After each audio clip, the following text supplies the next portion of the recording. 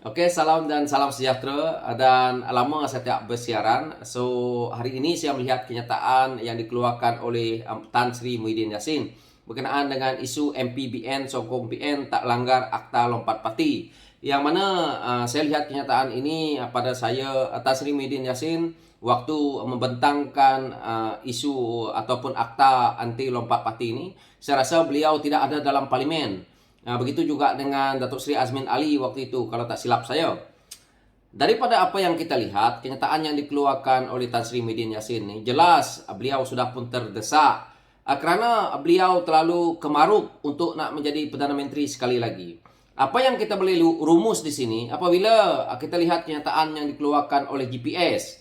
GPS awal-awal klaimkan mereka nak bergabung dengan PN, dengan GRS dan BN. Akhirnya GPS ini hanya satu komponen daripada gabungan yang ingin bergabung, iaitu daripada Sarawak, yang mana mereka cuma ada 22 kursi, tetapi mereka yang terlebih kemaruk. Begitu juga Tan Sri Muhyiddin Yassin. Dia juga terlebih kemaruk, yang mana apabila kursinya dengan GPS pun tidak cukup untuk membentuk kerajaan. Hanya dengan Barisan Nasional, kalau mereka dapat bergabung, boleh membentuk kerajaan. Jadi mereka hari ini sibuk kemaruk. Sebab itu kita lihat Tan Sri Muhyiddin Yassin mengeluarkan kenyataan seolah-olah nak kata kita terlalu takut, ataupun saya malaslah nak kata, tapi kurang cerdik apabila dia mengeluarkan kenyataan yang mengatakan bahawa langgar akta, tidak melanggar akta anti lompat parti. Yang mana dengan jelas dan terang dalam parlimen, apabila kita rakyat ini cuba dibodohkan dengan mereka yang pandai untuk memutabelitkan undang-undang yang mana dia kata tidak melanggar ataupun tidak melanggar hak asasi seorang ahli parlimen contohnya, ataupun kita ni demokrasi. Kita sudah pun mengatakan bahawa secara individu keluar daripada komponen parti, maka akan berlakunya pilihan raya kecil ataupun ahli parlimen ataupun parlimen itu akan terbubar, maka akan berlaku lagi pilihan raya. Jadi ini sudah pun kita sebagai rakyat dengar. Tetapi hari ini dia spin lagi untuk dia nak membohongi rakyat. Kenapa Tan Sri Muhyiddin Yassin begitu rakus dengan kuasa yang mana dia juga sebelum-sebelum ini menjadi Perdana Menteri? Kita tahu bukan berjaya sangat pun mentadbir negara. Kita tahu isu vaksin ni, yang mana kalau kita lihat kenapa PN begitu gah kali ini boleh memenangi banyak kursi bersama dengan PAS. Dari mana dana politik mereka? Saya tidak naklah menuduh, tetapi kita tahu isu vaksin yang mana kita beli 3 kali ganda lebih mahal. Jadi perkara-perkara ini saya harap kalau dapat Pakatan Harapan pemerintah, maka kita perlu selongkar balik isu-isu yang mana kita lihat Tan Sri Muhyiddin Yassin memimpin Perikatan Nasional, begitu banyak duit mereka. Dari mana dana politik ini? Apakah Tan Sri Muhyiddin Yassin yang sekaya itu? Dari mana Tan Sri Muhyiddin Yassin dapat duit berbilion-bilion? Ini satu pertikaian yang perlu kita lihat. Dan kalau kita lihat isu kepada yang mana beliau mengatakan perkara seperti ini, kalau kita ikut Westminster pun, yang mana kita ikut cara parlimen di England pun, majoriti yang paling besar iaitu daripada Pakatan Harapan, dia akan memilih siapa yang nak bergabung dengan partinya supaya membentuk kerajaan. Dia tidak sebut kepada nombor 2 ataupun nombor 3-nya. Tetapi apa yang berlaku hari ini, nombor 1 belum cerita, tiba-tiba nombor 2 dah buka cerita, GPS dah buka cerita. GPS hanya sepihan kecil. Jika pun contohnya Pakatan Harapan bergabung dengan UMNO, kita sudah ada majoriti iaitu 112.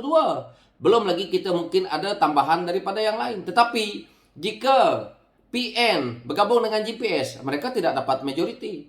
Campur lagi dengan GRS pun tidak cukup majoriti. Jadi kalau kita nak kestabilan, kita perlu mengambil daripada komponen yang lebih besar. Dan yang besar itu adalah yang nomor 1. Ini yang nomor 2, nomor 3, nomor 4 yang sibuk untuk nak membentuk kerajaan.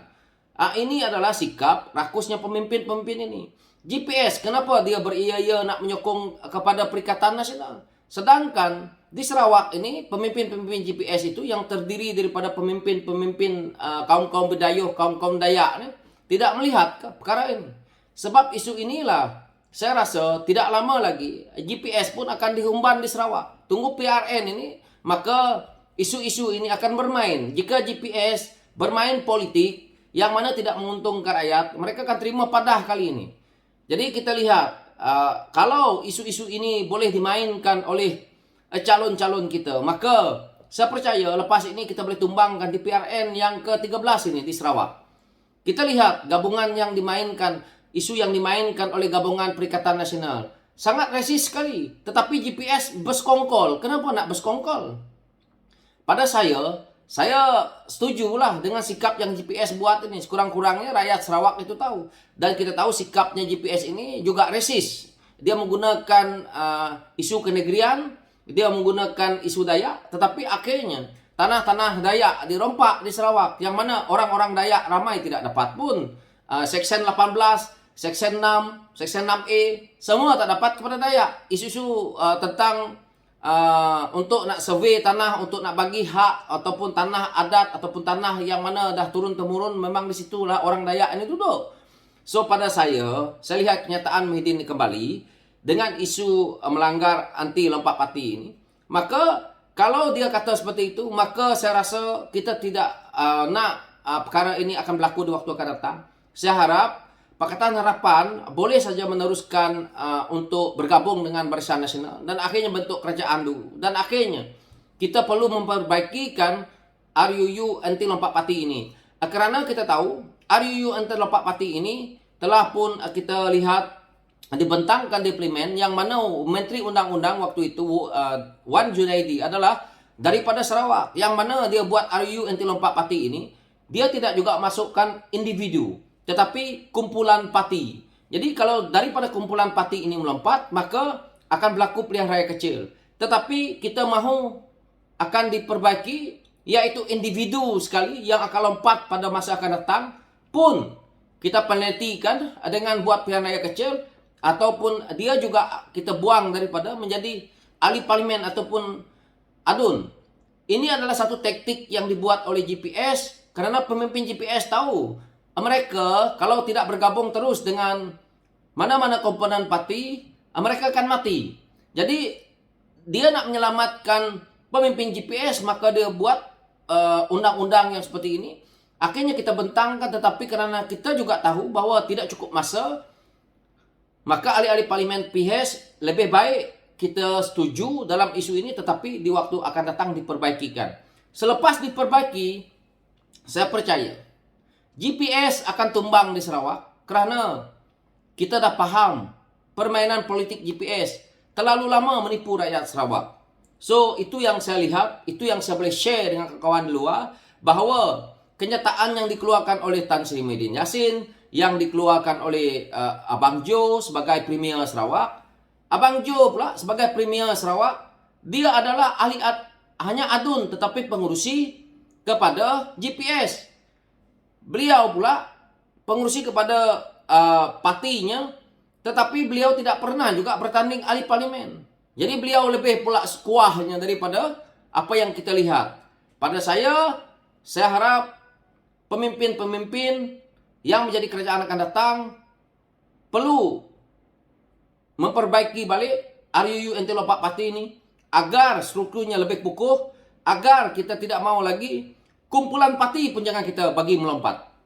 Jadi siapa yang dapat, walaupun A, B, C, D bertanding, tapi kumpulan parti kalah semua, dia tak boleh bergabung yang ini, maka yang menang nomor satu, seperti mana yang berlaku hari ini, tidak perlu lagi nak memikirkan nak bergabung dengan yang mana, yang itu, yang ini. Masing-masing bawa idealisme perjuangan mereka, dan akhirnya kita mendapat satu kerajaan yang stabil. Itu saja. So sekian pencerahan saya. Terima kasih.